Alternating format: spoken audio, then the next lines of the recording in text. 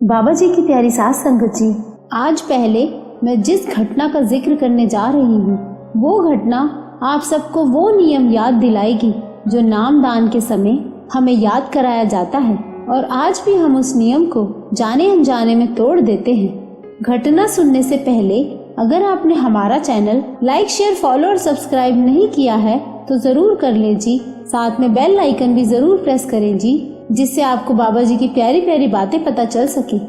एक बार एक बहुत ही गरीब आदमी राशन की दुकान पर पहुंचा और उसने दुकानदार से कहा कि मुझे 3 पैसे का राशन दे दो, जिसमें थोड़ा सा आटा, थोड़ी दाल, थोड़ा नमक मिर्च हो। तो दुकानदार बोला, 3 पैसे में क्या होगा?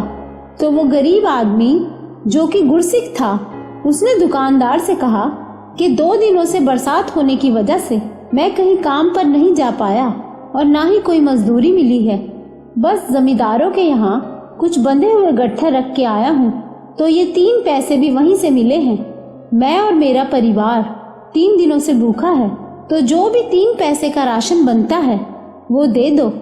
तो उस दुकानदार ने 3 पैसे में 3 मुट्ठी आटा, 1 मुट्ठी दाल और थोड़ा नमक मिर्च बांधकर जब उस गरीब आदमी को देने लगा तो उस दुकानदार को उस पर तरस आ गया और 2 मुट्ठी और आटा अपनी तरफ से भी डाल दिया। तो उस गुरसिक ने देख लिया और दुकानदार से कहा कि तुमने 2 मुट्ठी अलग से क्यों डाली, वापस निकाल लो। तो उस दुकानदार ने समझाया कि भाई थोड़ा ले लो, इतनी गरीबी है, पर वो सिख नहीं माना। दुकानदार ने गुरसिक से पूछा कि तुम क्यों नहीं ले रहे हो, जब तुम और तुम्हारा परिवार भूखा है, इतने पैसे में तो सिर्फ 3 रोटियां ही बनेंगी। तो गुरसिक ने कहा कि मैं किसी के हक का फालतू नहीं ले सकता, क्योंकि मेरे गुरु का हुक्म नहीं है। ये बात सुनकर दुकानदार हैरान हुआ, पर उसने गुरसिक के जिद करने पर 2 मुट्ठी आटा वापस निकाल लिया।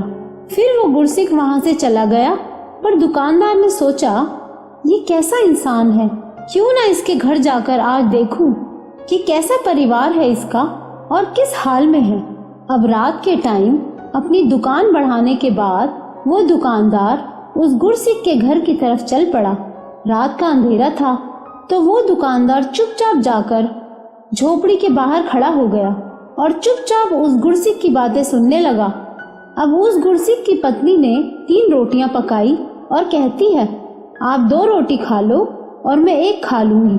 तो वो गुरसिक पत्नी से कहता है, तूने तो बच्चे को भी दूध पिलाना है, तू 2 रोटी खा ले, मैं 1 खा लूंगा।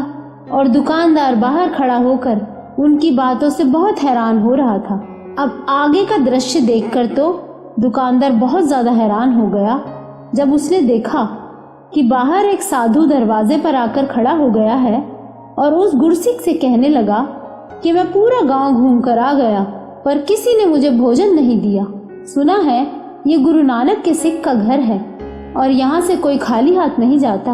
अब क्या था, उस गुरसिक और उसकी पत्नी ने जब उस साधु की आवाज सुनी तो वो दोनों खुश हो गए और कहने लगे, चलो झगड़ा ही खत्म, 1 रोटी साधु खा लेगा और 1-1 हम खा लेंगे।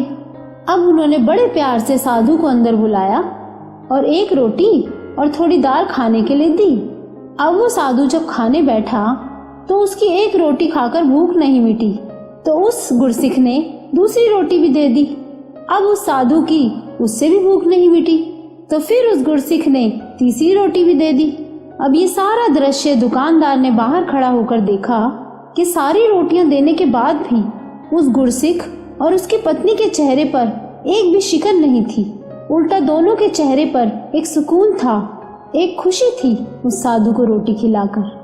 अब ये सब देखकर दुकानदार से रुका न गया और उस साधु के जाने के बाद दुकानदार उस गुरसिक के घर के अंदर गया और उसने उस गुरसिक के चरण पकड़ लिए और कहने लगा कि तू कैसा इंसान है, खुद 3 दिन से भूखा है और जो जरा सा खाना था वो भी सारा साधु को खिला दिया, और अब तू कल तक का इंतजार करेगा, कल पूरा दिन मेहनत करेगा, तब जाके तुझे कल रात को खाना नसीब होगा, और किसी से मांगता भी नहीं है।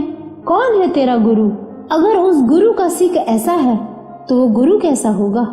सास संगत जी, अब आप खुद ही सोचो, हमारी किसी भी करनी से हम पर सवाल उठने लगते हैं कि तुम्हारा गुरु कौन है, चाहे हमारी अच्छी करनी हो या ना हो, सबकी नजर हमारे गुरु पर ही होगी। देखो अब इस घटना ने क्या मोड़ लिया, किसकी जिंदगी बदली, आगे सुनो। अब दुकानदार ने उस गुरसिक के चरण पकड़ लिए कि भाई तुम्हारा गुरु कौन है, मुझे दर्शन करने हैं। जिस गुरसिक के ऐसे संस्कार होंगे तो वो गुरु कैसा होगा। तो उस गुरसिक ने कहा, मेरे गुरु नानक देव जी हैं।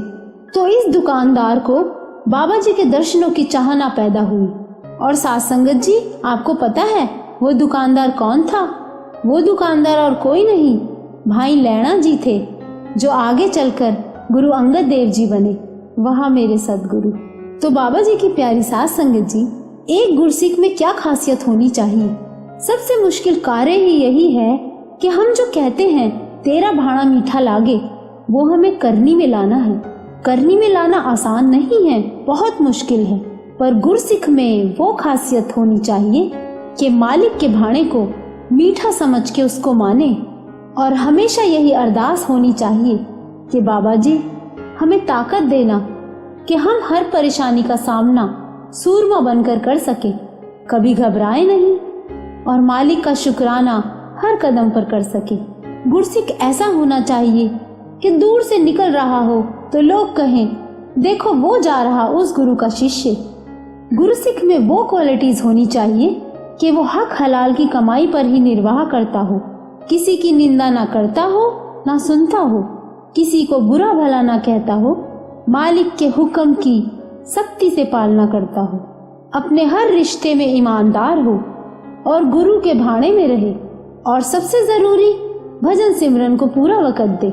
मालिक के हुक्म पर रहने वालों पर मालिक की ऐसी मेहर होती है कि उनके काम अपने आप अच्छे होते चले जाते हैं। अगर जिंदगी में बहुत परेशानियां आ रही हैं तो हमें खुद को एनालाइज जरूर करना चाहिए कि हमें कोई ऐसी गलती नहीं करनी जिससे कर्मों का बोझ और बढ़े। और अगर फिर भी परेशानियां आ रही हैं तो ये समझ लेना चाहिए कि हमारे सारे माड़े कर्मों की सफाई चल रही है। और ऐसे में बाबा जी हमारे बहुत साथ हैं। जब बच्चा मुसीबत में होता है ना, तो माँ बाप उस बच्चे का और ज्यादा ख्याल रखने लगते हैं, है ना। उसी तरह हमारी परेशानियों में भी बाबा जी हमारे बहुत अंग संग हैं। वो कहते हैं ना, दुख जब हद से गुजर जाए तो खुशी नजदीक होती है। तो बाबा जी की प्यारी साथ संगत जी, अगर आपको ये वीडियो अच्छा लगा हो तो लाइक जरूर करना जी, और इस वीडियो को ज्यादा से ज्यादा शेयर करना, जिससे बाबा जी की प्यारी संगत में कोई भी परेशानी से गुजर रहा हो तो उसको इस वीडियो से हिम्मत मिल सके। और इस चैनल को सब्सक्राइब भी जरूर करना जी।